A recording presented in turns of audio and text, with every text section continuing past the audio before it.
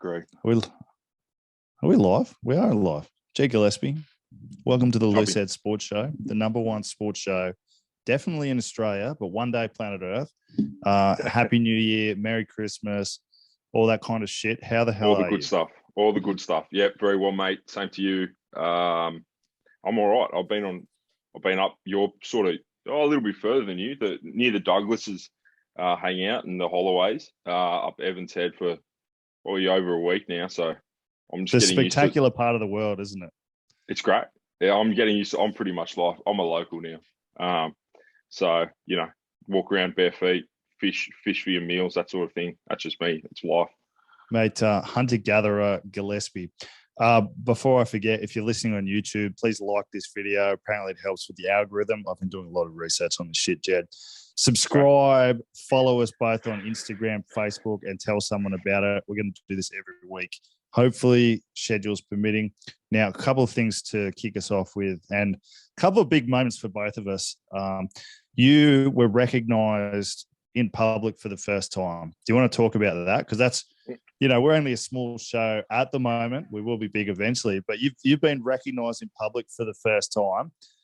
Yeah. Oh, shout! I went to one of Australia's greatest bands, Thirsty Burke. We're playing at the Yamba Bowling Club. Oh, unreal band, unreal.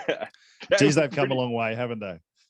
Yeah, I mean, they were playing probably at the SCG in 2005, and now they're playing Yamba Bowling Club. But shout out to Mr. Clancy from Colleagues. Big fan of the show. Enjoyed the stories. Anyway, had a yarn with him for a while, and he was looking forward. I sort of told him we were going to cover the shoot shield each team and sort of go through that side. But no, he was a big fan. So Mate, he was a good man. That's very cool. And for me, as you know, I've been hustling doing this social media thing for a few years now, and very slow. LinkedIn, Instagram, Facebook, kind of the OGs of the social media network, bit of Twitter. So I've been hustling away on that. And maybe a couple of months ago, I thought, you know what? If you're in media, you probably should be on all media. So I got a TikTok channel, whatever the fuck it's called. Oh, yeah. And I didn't think anything of it. I put no effort into it. And I posted just a few memes and stupid shit that I would post on Instagram. And I wouldn't even look at it. Didn't scroll through it or anything. Then maybe just before Christmas, I posted a meme about Bert John Kreischer. Bailey. Oh, no, Bert Kreischer. Talking about how much he loved drinking piss. And then all of a sudden it had like 300,000 views. And I went from 14 subscribers to 1,000 in a day. And then I posted a few more. I thought, fuck, there's something to this TikTok thing. So I posted a few more memes, another video. It was, the scene from War Dogs where I can't remember the guy's name, but he goes, did you kill my driver? And he goes, I'm not a bad man, but sometimes I have to ask myself, what would a bad man do? Yeah. And the caption is when you crack your first beer at 10 a.m. And that got 200,000, 300,000 views. So I nearly went to 2,000 followers in like 2 weeks. Whereas on Instagram, I've been grinding, putting out good stuff, and nobody gives a fuck. Well, that's not true. Some people give a fuck, but it's not as, No, it's the TikTok world is basically from what I can from what you're telling me is we're going to just be doing dances from now on, shirtless dances. Well, that's the thing. I've been having this chat with a few people lately, and it's there's so much shit on there. Well, look, I feel like if some of the hot chicks on there can take off, then you and I can take off. It seems logical to me. But 100%. That's the thing. Like, what's the balance between doing what you want? Like I got a podcast with DC coming out Wednesday. So doing stuff that you want and then doing what people like, because for some reason the stupid shit seems to be the shit that pops off a little bit. And if you're in this world, you kind of have to balance between doing what you want and doing what people like. Yeah, look, I think we need to go. I agree with you, but I don't know how it works. So I think we got to go straight to Zuckerberg. He's a fan of the show. Just get him on. We should get him on. I know you've got some fucking great guests coming up that I'm looking forward to. But I think Zuckerberg should be third. I don't know if he'd like I got this thing. Have you heard the two beers and the puppy test? No. So you got it. So if judging a person, you judge them off two things. So if you'd have two beers with them and you'd let them look after your dog, that's a yes and a yes. So if it's a no and a no, then they're not to be trusted. Yeah, and if it's a yes and a no, it's to be cautious with them. And if it's a yes and a yes, they're an awesome person. Something like that. I've never heard I don't of know. Yeah, I only heard about it the other day, but I'm not sure Zuckerberg's a yes and a yes. I don't know if he drinks, and I think he is an alien, so he might eat your puppy. But you don't have a puppy. Not yet. Not yet. No. I think. By the way, I suppose the most recent rugby news. Yes, bring it up. I was about to. Oh, were you? Yeah, it's a bit of a spanner. Is Fergo in Japan? So for anyone who doesn't know, but I'm sure just recapping Fergo, I think he believe, according to the news, he assaulted someone and then they found some cocaine on him. Allegedly. Allegedly. Well, I don't think it's alleged. Well, according to the news. So sue we them. We got to say allegedly. Yeah, sure. Okay, allegedly. So that's not very good. Allegedly, that's bad. The previous guys who I can't remember their names, but they were caught with some cocaine over there. Their whole team got pulled out of the comp for the year. Sort of just and I believe it's pulled out by the owners as well. It's not a the league doesn't lock you out. It's pulled out by the guy. Like the team just out of shame pulls themselves out. So I sincerely hope that the team isn't pulled out because I know a few guys on that team, and that would suck for them. The actions of one. It's the ultimate team. It's the ultimate team attitude, though, isn't it? So it's the actions of one guy. So if one guy out of your 35 does something, your whole team doesn't play in the comp. So, it's serious stuff.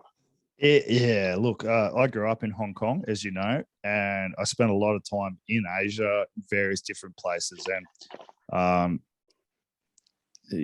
drugs are, to put it mildly, incredibly frowned upon in that culture and society. And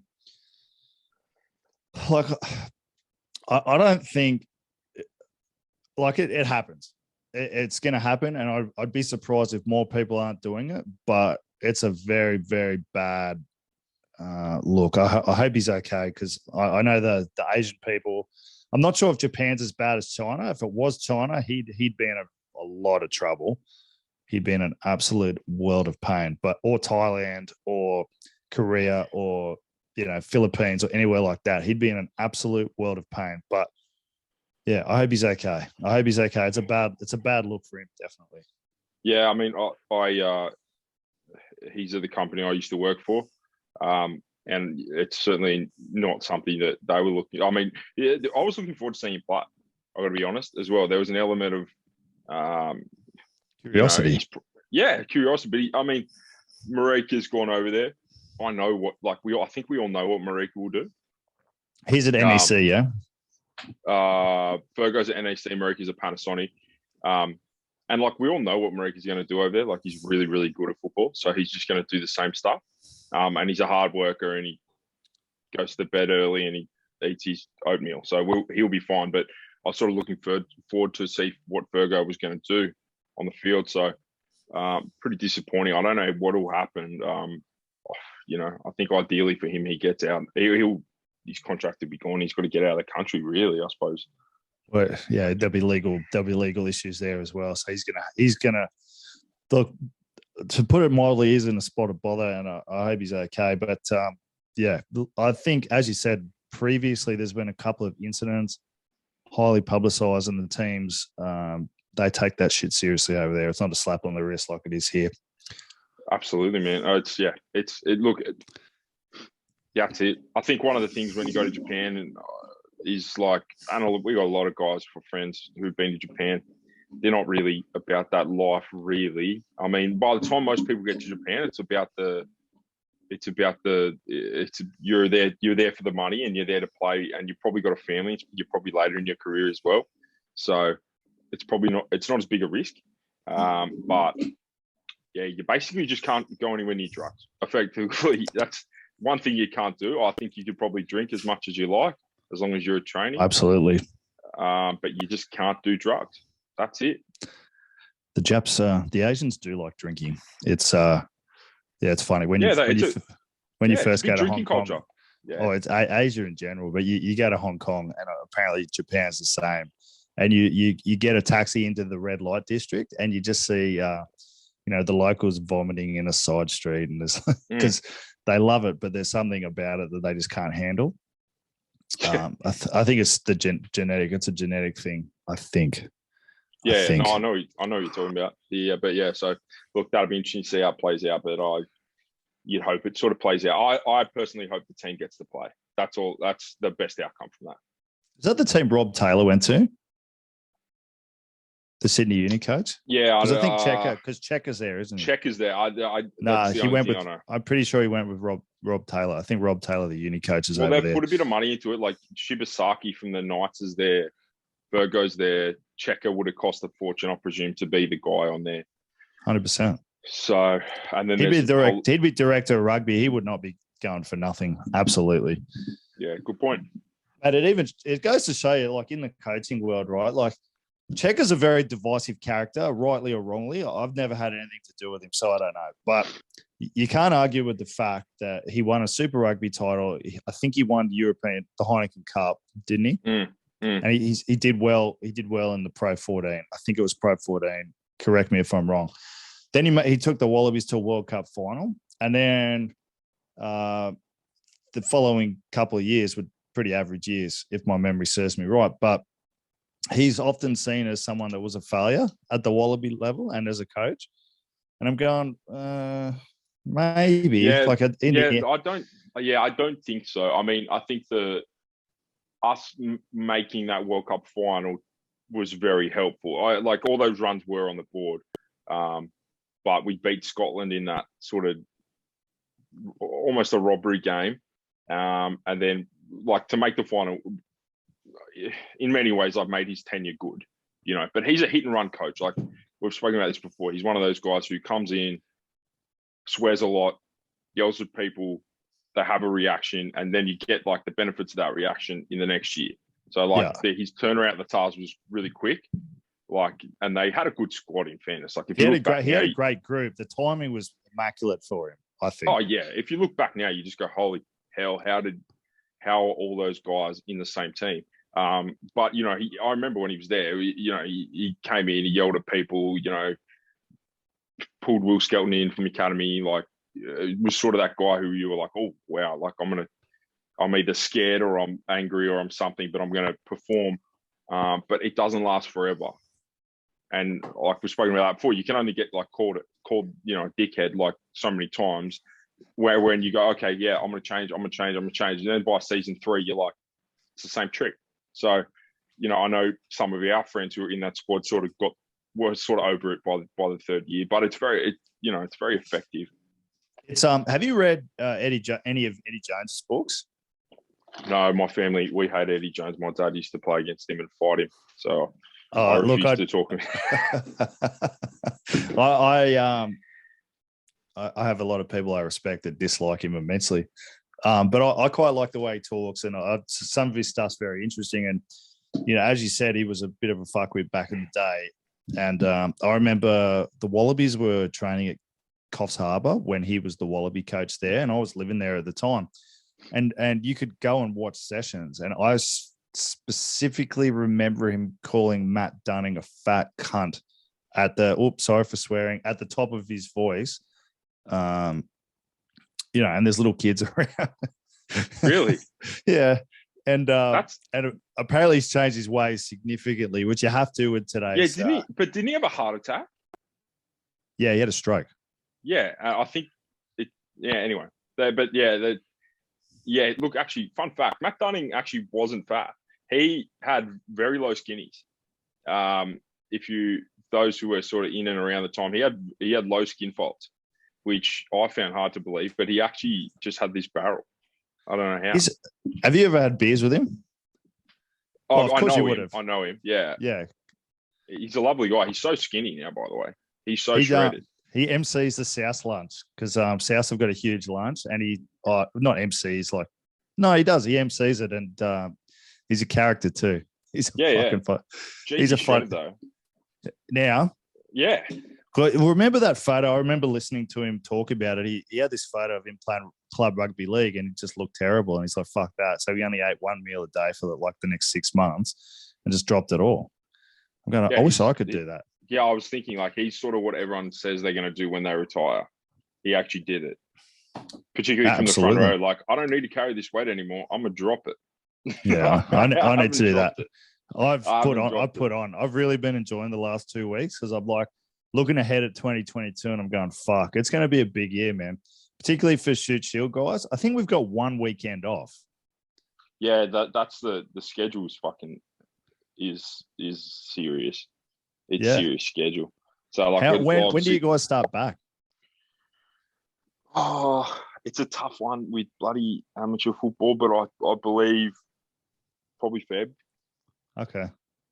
So like, I think so. I mean, you're not having any sessions in January? Mate, I could be wrong here. It could be late Jan, but it's, they get a fairly good break. But maybe late Jan. You're right. It's an interesting. So we start next week, I think, but it's going to be an interesting one because, like last year, what did we end up playing? Like 8 games, 7 games. The year before was like 9, 10 games. You guys would have played more because you made the finals. And this year we've got 18 round games plus 4 trials, and then if you make the finals, there's more games on top of that. And from what I was saying, there's 1 weekend off over the whole period. So it's going to be very, very interesting to see the back half of the year who's still standing, because you got to take into account the C word situation, which has been rearing its ugly head. Yeah. I mean, the not the problem. I suppose I'm a glass half empty guy, but I'm looking at it right now and like, don't laugh when I say that. You fuck. I just love that saying so much. Well, so does my mum.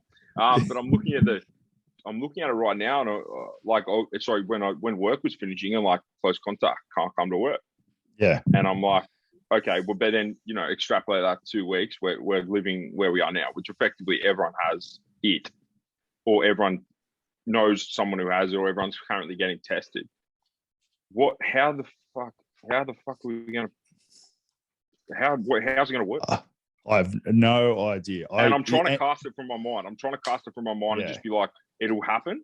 But effectively, unless they just go, we don't care anymore, because they have to go, we don't care anymore. If they're tracking I feel like that's kind of what's happened. Like they're not saying that. If you got COVID right now, you're not going back to task training. That's right. So, and like, Lord knows we don't have the sort of money the TARs have to be bubbling people and telling people what they can and can't do with their lives. So, and it's like, imagine telling a 22-year-old, look, boys, I know you're not really getting paid any money to be here, but we've got to stay out of nightclubs. We've got to stay away from concerts. We've got to stay in our little bubble so that we got a chance of winning the Shoot Shield. For 22 weeks. Yeah, it's not impossible. It's not going to happen. Yeah, and you can't, it's not going to happen. So really, the damn all needs the break for everyone to be sweet. Yeah. We all just need to not care. It's funny, isn't it? Like I've been a little apprehensive since I've been back in Sydney, and I know 40, 50 people who have it right now, COVID. Yeah. So it is inevitable that it's going to happen. And I'm still, only one person that I've spoken to was really sick. The rest of it was all mild symptoms. Like I think even Locke's got it in Ireland at the moment. And he said he doesn't feel anything. You look fucking huge, by the way. Thanks, man. Appreciate it. I think it's the angle. Shrugs, just been shrugging. It'll be interesting to see how it plays out. And I think teams are going to go into the start of the season potentially get a little underdone. But I figure with 18, 20 games, you got time to build into it. I'm happy to go in underdone. Yeah, go on. Yeah, well, that's right. You got, just say you're slightly underdone. The first 4 weeks, you're still working pretty hard, and then start to build into the season, or 8 weeks, or whatever you guys do. How is it going to work for you guys? Twice a week, 3 times a week? Yeah, it's a good point actually, because it's something that's come up. Basically, like guys, traditionally at Eastwood, like when I started, it was an older crowd. So it was twice a week. And like, if anyone suggested 3 times a week, you'd be laughed out of the building. The older guys at the time, who were very good footballers, like Hugh Perrett and like those guys would just be like, nah. And in fairness to them, that they didn't need it. But like at the time, I would have done it happily. Like Lord knows I had nothing else to do. We're 3 times a week now, and that sort of came with the changeover of ages, and the comp turning into an under 25 comp, which is what it is. But that's still small fry compared to like Sydney Uni. That's nothing. That is nothing. And I suppose that's a message that we do remind the guys at times is like, guys, Sydney Uni are training. They're doing 3 gyms, a full team there, and they're training 4 afternoons a week this preseason. Like, if we ask for 2 or 3, you got to be putting in. I don't know about you. What about you? Yeah, where I think it starts at 3 and then goes to 4. So we back end the week. So we give the guys Sunday, Monday, Tuesday off. So it's like Wednesday, Thursday, Friday, Saturday at its busiest. Wednesday, Thursday, Friday, Saturday, and then they get the rest of the time off. So it's full on, man. I'm particularly glad I don't have to do a Todd Loudon preseason this year because it is fucking insane. In a good way. Yeah, I will say I look around sometimes and I'm just like, oh, I'd be so tired if I was doing this. Like I don't know how guys get on the tools all day and then do it. It's just looks exhausting. I did the first year he was here, and you think you train hard, and I'd never trained hard, and then he's come here and I'm like, oh shit. But I never minded working hard as long as it was to get better. Like I always hated just hard work for the sake of hard work, but if it was hard work for the sake of improvement, I could always get around that. And with everything he was doing, I was like, holy shit, I'm getting better. So I think that makes it a little different. But 7 weeks, and then from a forwards coaching point of view, I think we might have 8 unit sessions before the first trial game, maybe less. And you're going, fuck, that's a shitload of content to get in. Plus, you got to make sure they're getting their conditioning in as well. So there's no way you're going to get everything done before the trials as much as I think you'd like to. No, I've always looked. It's funny because I've always looked, or not always, but last 2 years or so, like as you get older, I've been like, fuck, where is my, where's my 5+ line out? Where's this? Where's that for the trial? Just because I love everything to be in place, right? But it's not going to happen. No, I find I sort of get now. I'm like, I don't really care if it's there or not. Like from my perspective, I don't care because it's not important. Like whether we mince whoever we play in our first trial is not very important. It's more to see how the guys play. But yeah, it's just, I suppose, a different perspective because as a player, I used to have the shit. Like if I was playing in a trial and the hooker doesn't know half the calls or like, this, I would be furious. Yeah. But I get it now. It doesn't matter. How, so you guys you had your units day before Christmas where you do it on Saturday. How are you doing it in the new year? Do you get time within sessions, or is it going to be another thing where you have to have your own day? No, like I suppose the allocations will mend, or they'll start bending as less time sort of focused on conditioning, not and those things, and we'll have more units time. But it's very tough, man. The nature of preseason is like, it's very hard to go for a full session with everyone being there, just because it's pre-Christmas. It's like people are on holidays, people are working double shifts to pay for their holidays. They got young families, so it's that. I suppose that's I think the biggest challenge is people being there, like, and that's where it ties into like some of the guys. It's like you need to come to training because you could be a professional footballer. Other guys, it's like, you need to come to training because you could be a first grader. And some guys, it's like, you need to come to training because you need to get better for where you want to be.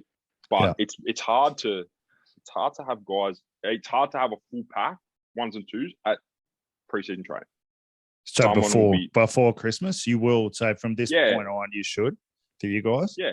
Oh, you'd hope so. I bet like life happens. I mean, like you said, these guys are, they're getting paid match payments and that's about it. So if life gets in the way, like if someone says, mate, I've got to work overtime or I've got something happen, like who are we to really say, yeah, no. But I suppose at times that you do have to remind them, I get that, but like you got to remember your goal is to be in England in a year. Just keep that in mind. That's all. How do you break up the week? So just say with your forward session, I don't know what you guys get. We get a day. Might change this year. I'm not too sure yet, but we'll have a set piece day, and you'll get sort of 50 minutes for a session, and then maybe 10 to 20 minutes for like a skills block. So it's about an hour, roughly an hour of units a week. How do you think about it? Because like if you think of all the elements that go into units, you got attacking line out, defensive line outs, attacking more, defensive more, scrum block, and then you've got to make sure that they're suitably conditioned to do particularly the mauling and the scrummaging. So that's a lot of things to get through, and to only touch on once a week, because you need to you can't just scrum once a week and get better. You need to be doing something 2-3 times a week, whether it's on your own or as a team, to actually really get the most out of what you're trying to do. And I think it's the same for mauling and lineouts. I don't think you can get better just once a week. So how do you think about that? I mean, firstly, that's why it's a cheat code to have someone who's actually played a lot of football. So, like, if you've got a tight end who's 29, it's like it's a cheat code these days, honestly, because like the young guys are battling away so hard, but a guy like at that age could just come in and with way less prep and be okay. He'll be fine. But in terms of the week, do you have that? Because we don't have that. You do? Yeah, we will. You have an old guy. Yeah. You're playing, aren't you? No, I'm not playing. But in terms of the week, it'll be Monday's pure knowledge. I'm a big defensive line out guy. I mean, you're going to have as many as you do for attack. So I've never understood why, and it's just the way rugby is. But most of this session, you'll do your own attack and you'll do 2 minutes on defense. I think if you do enough work, you can break down opposition's line out. So you do a little bit of attack installation, a little bit of and your defensive knowledge on Monday, get through some reps Tuesday, and then Thursday as well. So we won't have a day like that. Ours is more split time. So it's about, I suppose, me making sure that they're getting that times used properly. Because like you said, there's not a lot of units time. How many scrums do you reckon you'll pack a week? And mauls. It's going to depend on health. Like that's another reality, is that like if your first grade hooker and your first grade tight end are both got something wrong with them, that impacts how many scrums you can do. But true. That's true.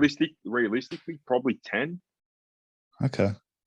Like, that's going to be not a lot. That's going to be unders. No, it's not, and that's going to be unders. But yeah, it's just a timing thing. Like, obviously, if it becomes present that we need to do more, we'll do more. But like you said, like 22 rounds. The S&C will also be coming in at some point. If sort of week 3 we're doing 25 scrums going. Yeah, these guys no, but that's during the season's different to pre-season. Pre-season. Yeah, look, not probably more than 10. But yeah, that again, it's sort of constantly balancing. Like, you want them to be healthy to do the attack learning and the defense learning and this and that. So trying not to flog shit out of them as well. It's a tough balance. It is funny, but scrummaging and mauling is a real specific conditioning, and I think the only way you can get fit for scrummaging is to do scrums. There's, a bit of wrestling maybe helps, but not really. There's nothing quite like having 16 people going like that. Bear crawls? Yeah. I will say, look, a big takeaway from being a very poor professional player was that fitness, the scrum fitness. No, not bear crawls. I fucking hated that guy, but at least he didn't do bear crawls. Was that fitness? Because like after I came back, it was like, well, I can sit in the scrum all day. Yeah. Let's go. Like, what do you got? Because I was just dead to the world in terms of that sort of pressure. It's just like, okay, whatever. Let's go. I've sat in it for fucking hours down there. Do you guys do much running in your sessions? So like, we try and do a lot of game specific stuff. So you do a scrum and then you get up and you do a sprint. So you're getting your conditioning in around your set piece work. Do you guys do that, or do you just go? You do your session, and then at the end, so it's a mix. Do they it's GPS? A bit of both. Like, I think the days of like hitting the laps are done. Like I think it's everyone. We all got a decent S&C now. Oh, actually, I won't say that because it's hard to get a good S&C. We're lucky we have a very good one at the moment. Who's your one? Rob Folks. So he's done some stuff. I know his name.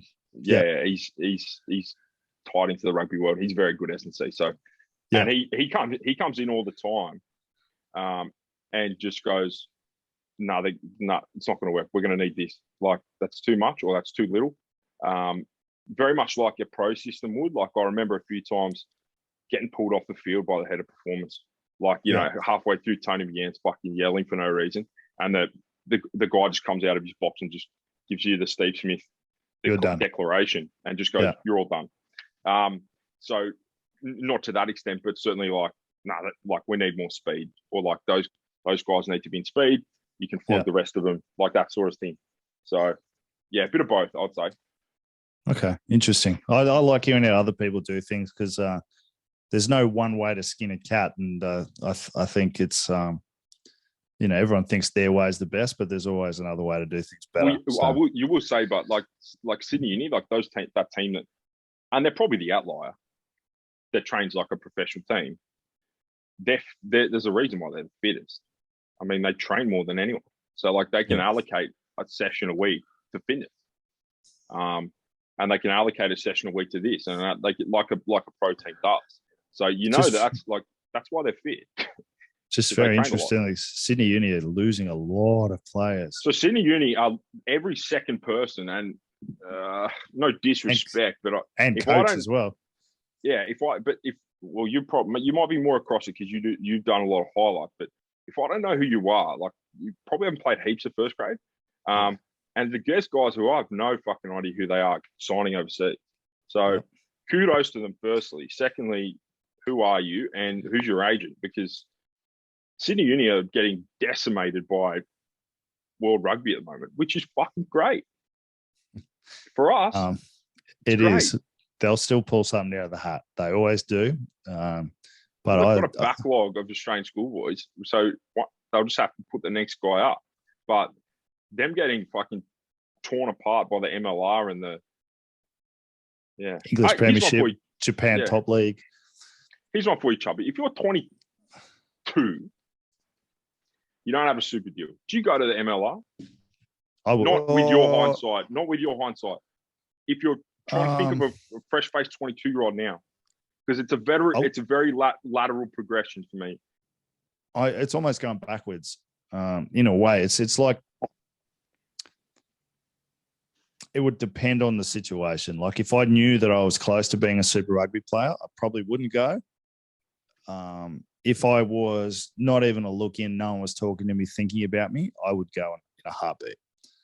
Because you could have. How do you know? Because my mate at the Rebels, he'd done 2 TARS pre-seasons, and they're going, we like you, mate. Keep working hard. Had it been left to the TARS, he would have never got signed, right? Yeah. So someone's talking to him, but he's never getting a contract there unless something drastic happens. End up in Melbourne, but how do I know? It's a hard one, isn't it? I mean, fuck. Imagine New Orleans offered you a gig. You'd be like, I could live in New Orleans. Like, be hard to say no to that, I reckon. But it's a fucking hard one, particularly with Australian rugby at the moment. Like I saw Parramatta have signed some Kiwi prop who's going into the Waratah squad. It's an interesting one. I forgot to mention this. I've done a podcast with DC, and it was really good, really enjoyed it.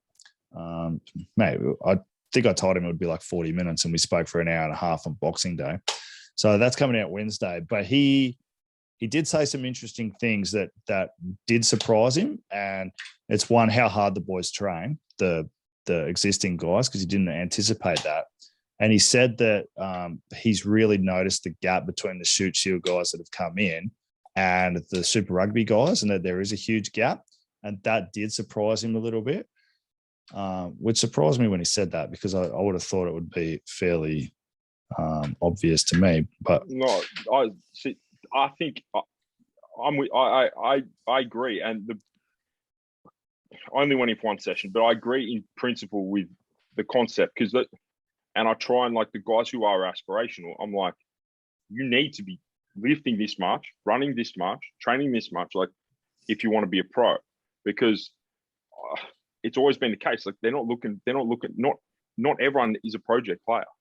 Yeah. Like, you need to be ready to roll. So if you get thrown in there, you're as fit, as fast, as strong, and ready for everything. So, like, all the guys who are aspirational ever, I'm like, are you as strong enough? Are you as strong as so and so?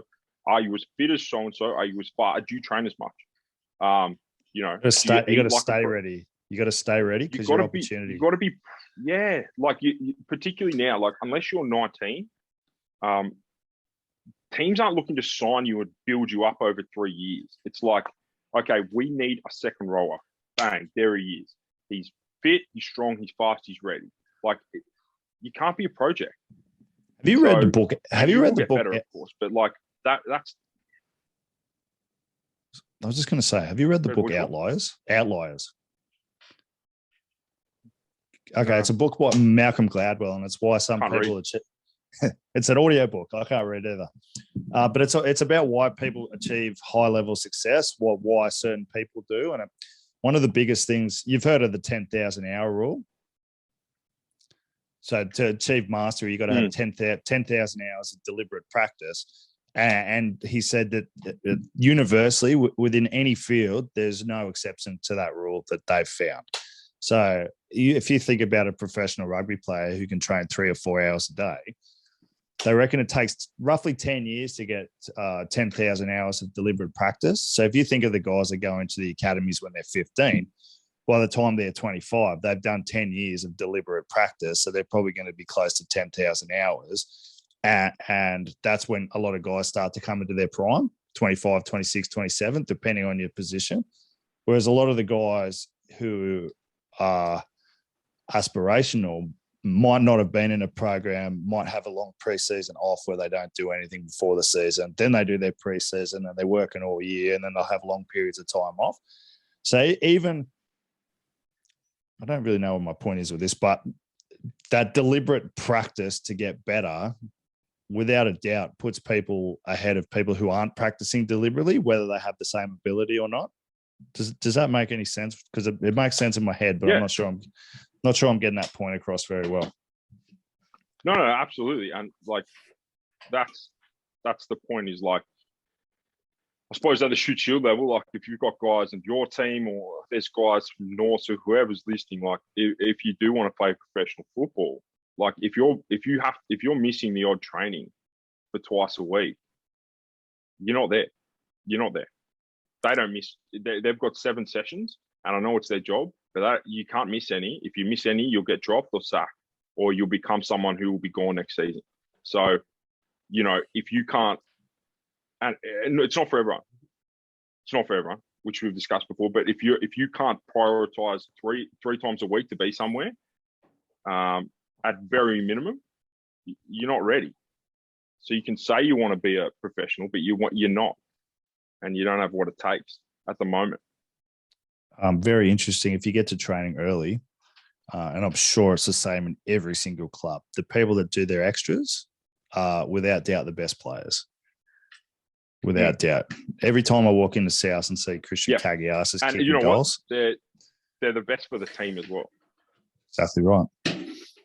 Cags has been the leading point scorer for the last 3 years. He's the first to every training session, and he's one of the only ones that does goal kicking practice. You know, there's no way around it. And I reckon it's the same. No, there's no way around it. Coaching as well. I think we'll get better as the more we do it, the more we practice, have deliberate practice at actually coaching. I think we'll get better at it as well. You know what I mean? I agree. Yeah. Anything else interesting happening? I think, yeah.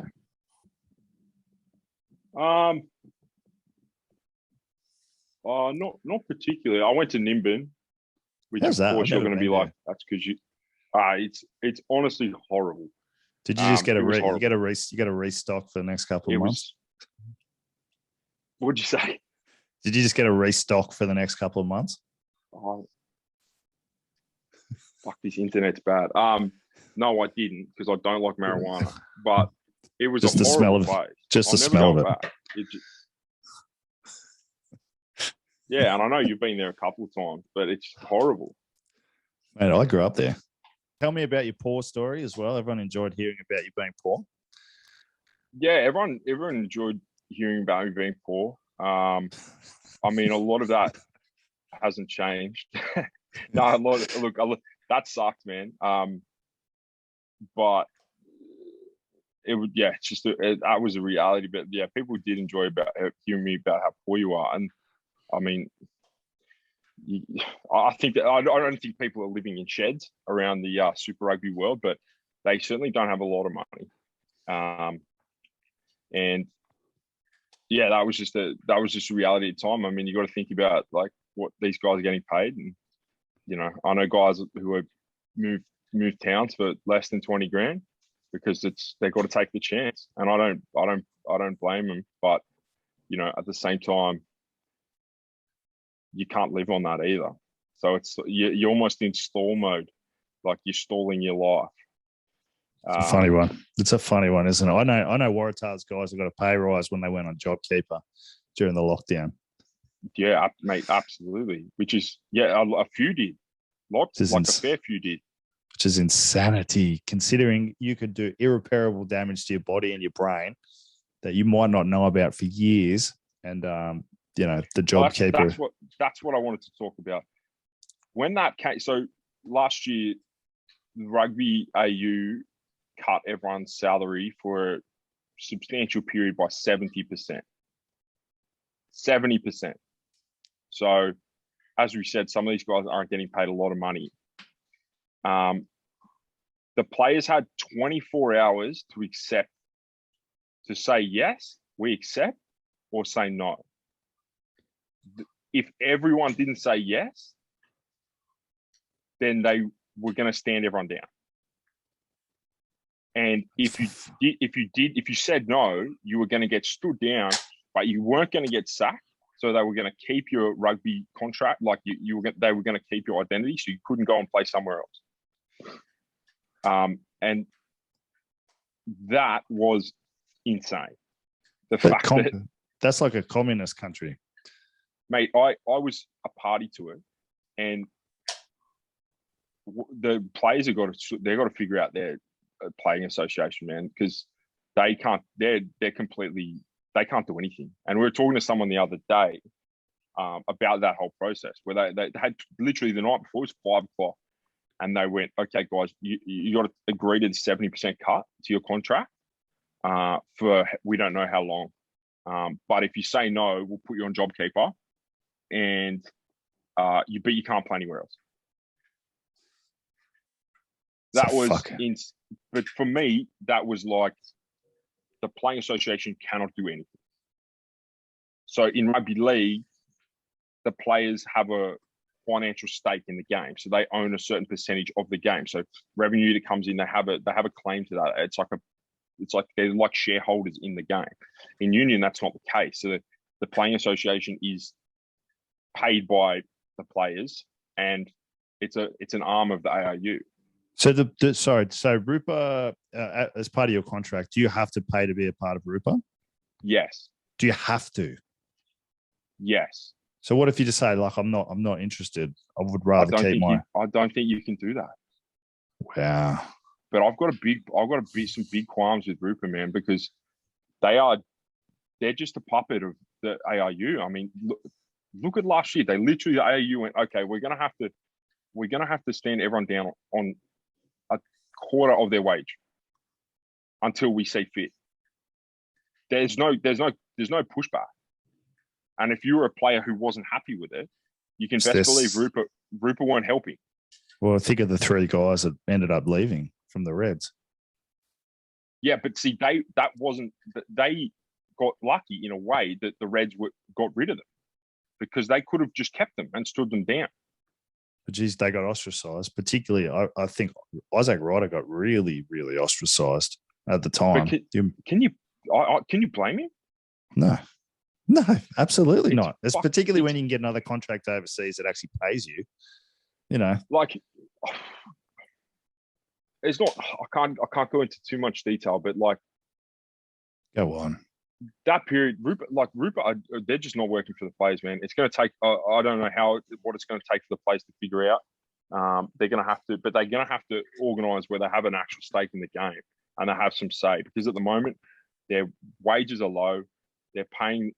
We spoke the other day. Are we the only country in the world where the players pay their medical, their own medical?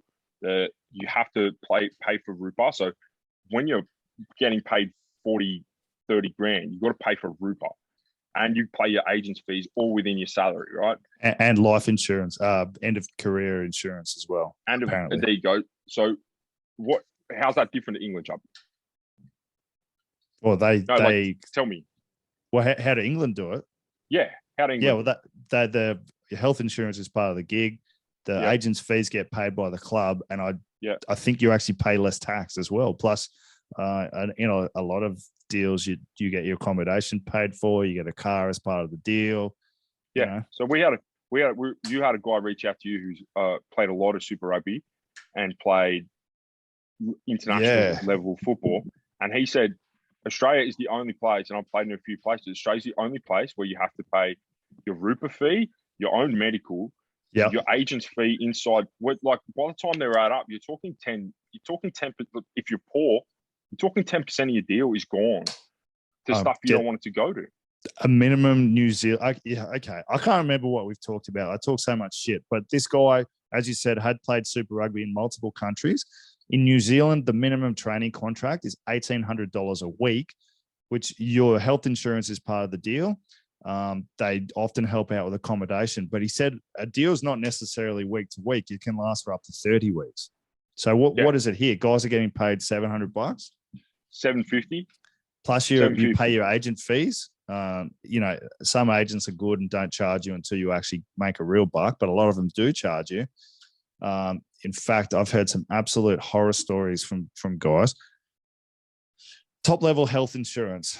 Again, I can't remember we talked about this, but a guy I know at the Western Force broke his neck at training, went to hospital, got told you need to have surgery right now. That'll be $50,000. And he's gone, I got health insurance. Here it is. I go, look, you didn't quite get the top level. You got the next level down. So we can't do this unless you pay us. Call the force. This is all allegedly. No, it's not allegedly. It happened. Force are like, oh, we can't pay you. Like, we don't have the money. So he's ended up splitting it over 10 different credit cards so that he could pay his medical bill. Never played rugby again. Yeah. It's, look, I suppose the point is, if you're one of the only countries where you're paying everything of this is coming out of your salary. All this stuff's coming out of your salary. If you're going to be paying the Rupert fee, I'd like to see Rupert do something. I haven't seen it, and it's not because I slept one night in a change room. I don't care about that. It's the fact that I've seen last year the players lost 70% of their fucking wage overnight with no kickback. No, like what happened? Like, interesting that the Waratahs turned a profit last year as well. They did, and also there was like the Wallabies were on tour at the time. They were holding money over their heads from match payments. Like, they turned a profit, right? People were watching football. You had every player in the country, and you're part of the players. You've got the players' organization. You're telling me you can't push back at all and go, you know what? You can't actually have 70%. They are an arm of the AIU. The players desperately need someone pushing their actual. How much wage increase have we had in the last 10 years?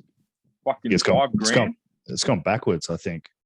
Mate, the minimums when I played are the same as now. That's 7 years ago. Like every other sport, their wages are going up. Like league, the salary cap goes up every 3 years with the CBA. Like what are we? My point is, if you're going to be paying whatever it is, $1,500 a year or $500 a year, the players need someone actually pushing their agenda, man. They need someone on their side. It's going to be interesting. Shoot Shield, more and more players are leaving, particularly the high-end players. They got to do something to sort it out. Otherwise, I think rugby in this country is going to be in a very, very, I don't want to use the word bad. I'm more of a glass half full type, but there's going to be struggles unless they can keep more talent here.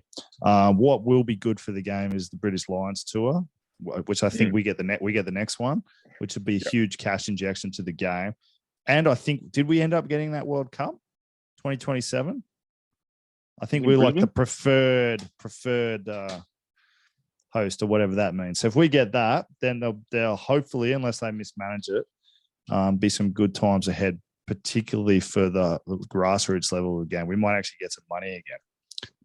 Yeah, no, I agree. I think it should be an upturn period, but I think people on the ground here, you need someone actually driving your agendas and actually getting if we want people staying in Australia, how about we actively try and seek to get their salaries increased, not having to pay shit wedges to people they don't want to pay to, stuff like that. Like if you want a strong domestic competition, the bottom wage can't be static for 10 years. I've said this to a few people, and my first year of NRC, the year that I was at NRC in Melbourne, the minimum payment or the maximum payment, which was also the minimum payment, was the $400 that the ARU gave you. And I remember getting that in about week 8, and it was like Christmas had come. So I did a 10-week, 12, I think it might have been 11 weeks full-time professional competition. I got paid $400 for the whole tournament. Yeah. Oh, yeah. I remember the first year I think I got 5, and then it went down from there. The fourth year I got 1. So, but like those guys, mate, if you're on a full-time deal and you're making 35 grand, or you know what, if you're one of the senior boys at the Tars or the Rebels or something, do something to help the younger guys out, man. Like try and help them out. Like say something to someone. And try and get stake in the game. Try and wrestle it back, because at the moment it's just like we're playing minnow ball with minnow money, and that you need someone pushing. I think you need someone from inside, like with you and me. Obviously, we've got a huge podcast and a rapidly growing audience. So for us to bring it up probably helps. But at the end of the day, I think you need some big dog to actually say something. Yeah. And then that's how you get change. But it's also scary for people to stand up and say, hey, this isn't right. So I can understand why a lot of people haven't done it. You need someone at the end of their career who's pretty well respected to go, hey, fuck, this isn't right. Yeah, definitely. But they need a stake. They need a stake in their game. They need it now. They need I don't want to say dissolve Rupa, but they need they can if they wanted to, but they need someone going for the next forever of Super Rugby. Like, okay, well, why? Where do the profits go? Where's the TV money going? Why hasn't the salary increased? Where's our salary cap increased? Why is the base level of pay not moving? If we want to compete on the world stage, why is the salary cap 4 million? Let's make it, if we got investment from here or there, let's make it 6, or let's aim for 6. It's crazy. There's some solid ranting going on, and I've missed it. And have you got anything else? You are looking big, by the way. I'm going to screenshot this.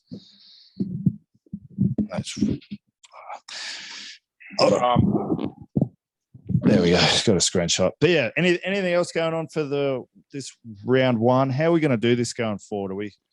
Yeah, well, so I think from probably 1 or 2 weeks from now, we'll reach out to a guy from each club, get them on, and sort of get a feel for how the season's going, or how the season's going to go. yeah, basically, and try and get around, try and get the different clubs. Just get to know people, mate. I say this every fucking week on when I do the other podcast, but when you know people's stories, it really helps you support them because you can understand where they've come from. And nearly everyone's got a really good story, particularly in the Shoot Shield. There's a lot of hardworking people who've got some, make a lot of sacrifices to actually be involved at this level of rugby because, like for every one of you and me, there's guys that have full-time jobs, families, businesses, lives who do this as a lovable passion, a love and a passion. And there's some really good people involved. So I'm excited to see if we can actually get some people to come on. I'm sure we will be able to. Yeah, I think I got enough goodwill from the first sort of 9 years of my career that the last year of my career when I was just trying to fight people, I should be able to still have like a few friends. And so do you. So I think we'll do that. And I'd personally be interested to hear, but obviously they'll have to bring on their line-out moves, obviously their face play and all their calls. But other than that, I'm keen to have those guys on and then hopefully, learn a bit more about the club and spread the good word. Depending on work situations, we might even try and do this a couple of times a week, I reckon, particularly during the season, if we can squeeze out some time. It'd be good to have one with someone from the club and then one of us just ranting about other things. Yeah, I love it. I could do this every day. I feel. Do you like the sort of structure? We just sort of get on and just talk shit, or should we have like an agenda written down beforehand and we go, hey, let's talk about this? It's harder this time of the year, I think, when there's not a lot happening. Everyone's on holidays, so I deliberately didn't speak about David Pocock running for Parliament, but look, most of the time I think we'll have more of an agenda. It's just more this time of the season. It's Christmas. Everyone's hopefully fucking training. If anyone from my club's listening, but otherwise they're out drinking and eating. A couple of our boys, all of a sudden decided to book a trip to the Gold Coast very early in the morning. So that's good. I'm glad things haven't changed. No. Well, I remember, mate, what's the craziest thing you've ever done? Just to finish this off on a real high note.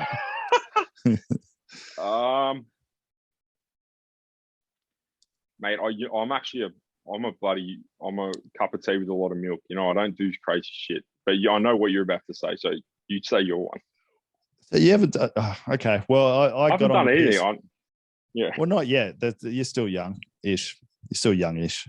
So I got a piss on a Friday and then went on the piss again Saturday. I hadn't gone home the whole time. I don't know what Kate sees of me, to be honest.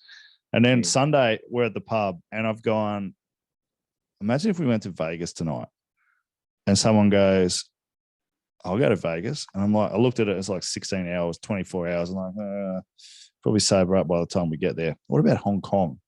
What about we go to Hong Kong tonight?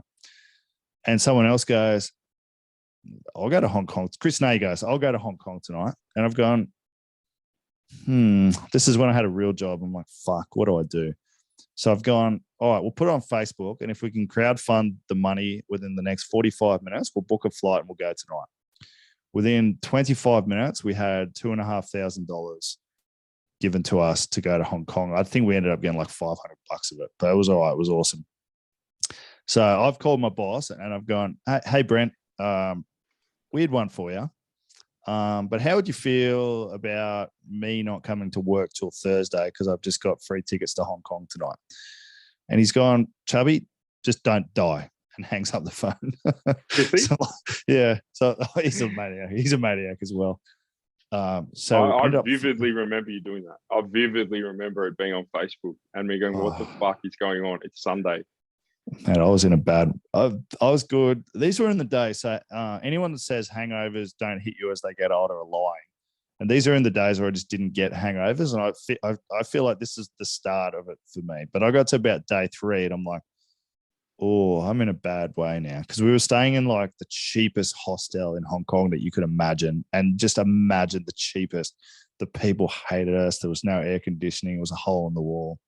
But that was a very fun memory to look back on. It's You know when you're really struggling at the time, you're like, oh, this sucks. But then you look back on it and go, that was actually a pretty cool thing to do. Yeah, it was a very cool thing to do. I mean, there's no reason why we couldn't crowdfund going to Bali for the next episode of the podcast. Mate, well, let's start. You can actually do a Patreon thing. So maybe we should start a Looseheads Sports Show Patreon, and we could do like, I don't know, let's just fucking do random trips and do podcasts there. Maybe if we can get enough money, we can bring people with us. I'll bring someone with us to Bali this time next week.